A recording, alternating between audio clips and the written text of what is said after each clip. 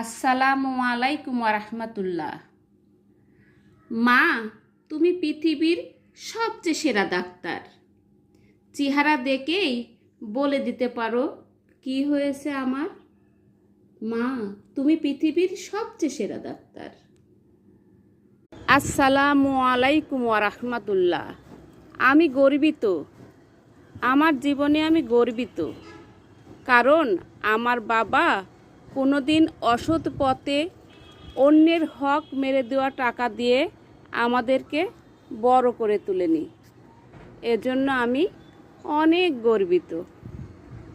আসসালামু আলাইকুম রাহমাতুল্লাহ।